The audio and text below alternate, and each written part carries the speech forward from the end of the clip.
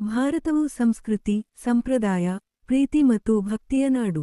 ಅದಕ್ಕಿಂತ ಮುಖ್ಯವಾಗಿ ಹಬ್ಬಗಳ ನಾಡು.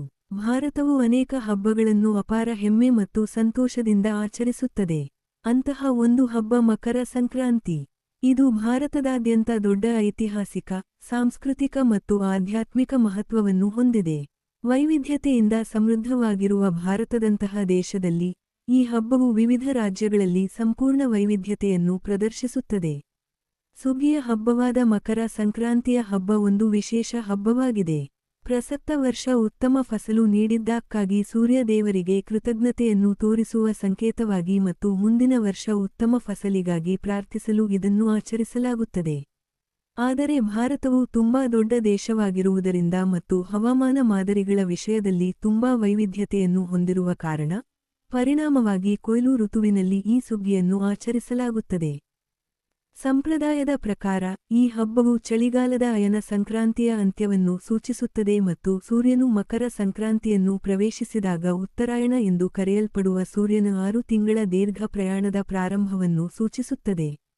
ಈ ಹಬ್ಬಕ್ಕೆ ವಿದ್ಯುಕ್ತವಾದ ಪೊಂಗಲ್ ಎಂದು ಹೆಸರಿಸಲಾಗಿದೆ. ಇದರರ್ಥ ಕುದಿಯುವುದು, ಉಕ್ಕಿ ಹರಿಯುವುದು ಮತ್ತು ಬೆಲ್ಲದೊಂದಿಗೆ ಹಾಲಿನಲ್ಲಿ ಕುದಿಸಿದ ಅಕ್ಕಿಯ ಹೊಸ ಸುಗ್ಗಿಯಿಂದ ತಯಾರಿಸಲಾದ ಸಾಂಪ್ರದಾಯಿಕ ಖಾದ್ಯವನ್ನು ಸೂಚಿಸುತ್ತದೆ.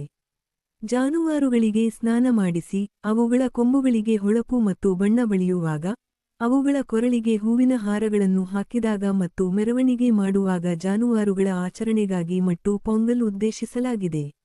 ಇದು ಸಾಂಪ್ರದಾಯಿಕವಾಗಿ ಅಕ್ಕಿ ಪುಡಿ ಆಧಾರಿತ ಕೋಲಂ ಕಲಾಕೃತಿಗಳನ್ನು ಅಲಂಕರಿಸಲು, ಮನೆ, ದೇವಾಲಯಗಳಲ್ಲಿ ಪ್ರಾರ್ಥನೆಗಳನ್ನು ಸಲ್ಲಿಸುವುದು, ಕುಟುಂಬ ಮತ್ತು ಸ್ನೇಹಿತರ ಜೊತೆ ಸೇರುವುದು ಮತ್ತು ಒಗ್ಗಟ್ಟಿನ ಸಾಮಾಜಿಕ ಬಂಧಗಳನ್ನು ನವೀಕರಿಸಲು ಉಡುಗೊರೆಗಳನ್ನು ವಿನಿಮಯ ಮಾಡಿಕೊಳ್ಳುವ ಸಂದರ್ಭವಾಗಿದೆ. ಕರ್ನಾಟಕದಲ್ಲಿ ಸುಗ್ಗಿ ಹಬ್ಬವನ್ನು ಸುಗ್ಗಿ ಎಂದು ಕರೆಯುತ್ತಾರೆ. ಜನರು ಎಳ್ಳು ಬಿರುವುದು ಎಂಬ ಆಚರಣೆಯನ್ನು ಮಾಡುತ್ತಾರೆ. ಬಿಳಿ ಎಳ್ಳನ್ನು ಹುರಿದ ಕಡಲೆಕಾಳು, ಒಣ ತೆಂಗಿನಕಾಯಿ ಮತ್ತು ಬೆಲ್ಲದೊಂದಿಗೆ ಬೆರೆಸಿ ಸಂಬಂಧಿಕರಲ್ಲಿ ವಿತರಿಸಿ ಆಚರಿಸುತ್ತಾರೆ. ಕೇರಳದಲ್ಲಿ ಮಕರವಿಳಕ್ಕು ಎಂಬುದು ಶಬರಿಮಲೆಯ ದೇಗುಲದಲ್ಲಿ ಮಕರ ಸಂಕ್ರಾಂತಿಯಂದು ನಡೆಯುವ ವಾರ್ಷಿಕ ಹಬ್ಬವಾಗಿದೆ.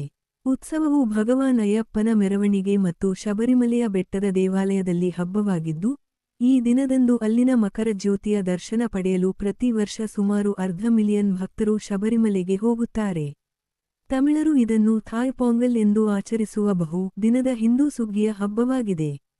ಇದನ್ನು ತಮಿಳು ಸೌರ ಕ್ಯಾಲೆಂಡರ್ ಪ್ರಕಾರ ಥಾಯ್ ತಿಂಗಳಲ್ಲಿ ಆಚರಿಸಲಾಗುತ್ತದೆ ಮತ್ತು ಸಾಮಾನ್ಯವಾಗಿ ಜನವರಿ 14 ಅಥವಾ 15 ರಂದು ಬರುತ್ತದೆ. ಇದು ಹಿಂದೂ ಧರ್ಮದಲ್ಲಿ ಸೂರ್ಯ ದೇವರಿಗೆ ಸಮರ್ಪಿತವಾಗಿದೆ ಮತ್ತು ಮಕರ ಸಂಕ್ರಾಂತಿಗೆ ಅನುರೂಪವಾಗಿದೆ. ಇದು ಭಾರತೀಯ ಉಪಖಂಡದಾದ್ಯಂತ ಅನೇಕ ಪ್ರಾದೇಶಿಕ ಹೆಸರುಗಳಲ್ಲಿ ಆಚರಿಸಲಾಗುತ್ತದೆ. ಭೋಗಿ, ಸೂರ್ಯ ಪೊಂಗಲ್, ಮಟ್ಟು ಪೊಂಗಲ್ ಮತ್ತು ಕಣುಂ ಪೊಂಗಲ್ಗಳೊಂದಿಗೆ 3 ಅಥವಾ 4 ದಿನಗಳ ಕಾಲ ಆಚರಿಸಲಾಗುತ್ತದೆ. ಮಕರ ಸಂಕ್ರಾಂತಿಯನ್ನು ದೆಹಲಿ ಮತ್ತು ಹರಿಯಾಣದಲ್ಲಿ ಸಕ್ರತ್ ಎಂದು ಆಚರಿಸಲಾಗುತ್ತದೆ. ಮಧ್ಯಪ್ರದೇಶದಲ್ಲಿ ಸುಕಾರತ್ ಮತ್ತು ರಾಜಸ್ಥಾನದಲ್ಲಿ ಸಕ್ರಾತ್ ಎಂದು ಆಚರಿಸಲಾಗುತ್ತದೆ. ಈ ಹಬ್ಬವನ್ನು ಸೂರ್ಯ ದೇವರಾದ ಸೂರ್ಯದೇವನಿಗೆ ಪ್ರಾರ್ಥನೆ ಸಲ್ಲಿಸುವ ಮೂಲಕ ಮತ್ತು ಎಳ್ಳು ಬೀಜಗಳೊಂದಿಗೆ ಸಿಹಿತಿಂಡಿಗಳನ್ನು ಮಾಡುವ ಮೂಲಕ ಗುರುತಿಸಲಾಗುತ್ತದೆ. ಬಿಹಾರ ಮತ್ತು ಜಾರ್ಖಂಡ್ನಲ್ಲಿ ಈ ಹಬ್ಬವು 2 ದಿನಗಳ ಆಚರಣೆಯು ಜನವರಿ 14ರಿಂದ 15 ಮತ್ತು ಇದು ಬೆಳಿಗ್ಗೆ ಪವಿತ್ರ ನದಿ ಸ್ನಾನವನ್ನು ಒಳಗೊಂಡಿರುತ್ತದೆ ಮತ್ತು ನಂತರ ಎಳ್ಳು ಬೀಜಗಳನ್ನು ಅರ್ಪಿಸಿದಾಗ ದೀಪೋತ್ಸವಗಳನ್ನು ಒಳಗೊಂಡಿರುತ್ತದೆ. ತಿಲ ಸಕ್ರತವನ್ನು ಕೇಂದ್ರೀಕರಿಸುವ ಬಹಳಷ್ಟು ಧಾರ್ಮಿಕ ಹಾಡುಗಳನ್ನು ಸಹ ಹಾಡಲಾಗುತ್ತದೆ. ಜಾರ್ಖಂಡ್ನ ಕೆಲವು ಭಾಗಗಳಲ್ಲಿ ಇದನ್ನು ತುಸು ಪೊರಾಬ್ ಎಂದು ಕರೆಯುತ್ತಾರೆ. ಪಶ್ಚಿಮ ಬಂಗಾಳದಲ್ಲಿ ಸಂಕ್ರಾಂತಿಯನ್ನು ಮಕರ ಸಂಕ್ರಾಂತಿ ಎಂದು ಕರೆಯಲಾಗುತ್ತದೆ. ಗ್ರಾಮೀಣ ಬಂಗಾಳದಲ್ಲಿ ರೈತರ ಕುಟುಂಬಗಳು ತಮ್ಮ ಮನೆಗಳನ್ನು ಸ್ವಚ್ಛಗೊಳಿಸುತ್ತಾರೆ, ಅಕ್ಕಿ ಹೂವಿನ ಪೇಸ್ಟ್ನಿಂದ ಅಲ್ಪನಾ ಅಥವಾ ರಂಗೋಲಿಯನ್ನು ಬಿಡುತ್ತಾರೆ, ಮಾವಿನ ಎಲೆಗಳ ಸಣ್ಣ ಗೊಂಚಲುಗಳು ಮತ್ತು ಲಕ್ಷ್ಮಿಯನ್ನು ಸ್ವಾಗತಿಸುವ ಭತ್ತದ ಕಾಂಡಗಳನ್ನು ನೇತುಹಾಕುತ್ತಾರೆ. ಆಂಧ್ರ ಮತ್ತು ತೆಲಂಗಾಣದಾದ್ಯಂತ ಈ ಹಬ್ಬವನ್ನು 4 ದಿನಗಳ ಕಾಲ ಆಚರಿಸಲಾಗುತ್ತದೆ. ಮೊದಲ ದಿನ ಭೋಗಿ, 2ನೇ ದಿನ ಮಕರ ಸಂಕ್ರಾಂತಿ, 3ನೇ ದಿನ ಕನುಮ, 4ನೇ ದಿನ ಮುಕ್ಕನುಮ.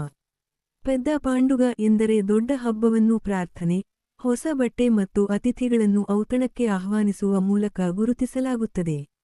ಪಶ್ಚಿಮ ರಾಜ್ಯಗಳಾದ ಮಹಾರಾಷ್ಟ್ರ ಮತ್ತು ಗೋವಾದಲ್ಲಿ ಮಕರ ಸಂಕ್ರಾಂತಿ ಹಳ್ಳಿ ಕುಂಕುಮದ ಕೂಟಗಳು ಸುಮಾರು ಅರ್ಧ ತಿಂಗಳ ಕಾಲ ನಡೆಯುತ್ತವೆ. ಮಹಿಳೆಯರು ತಮ್ಮ ಸ್ನೇಹಿತರು, ಸಂಬಂಧಿಕರು ಮತ್ತು ನೆರೆಹೊರೆಯವರನ್ನು ತಮ್ಮ ಮನೆಗೆ ಆಹ್ವಾನಿಸುತ್ತಾರೆ. ವಿವಾಹಿತ ಮಹಿಳೆಯರು ಸಂತೋಷದ ವೈವಾಹಿಕ ಜೀವನದ ಸಂಕೇತವಾಗಿ ಪರಸ್ಪರ ಹಳದಿ ಕುಂಕುಮವನ್ನು ಅನ್ವಯಿಸುತ್ತಾರೆ.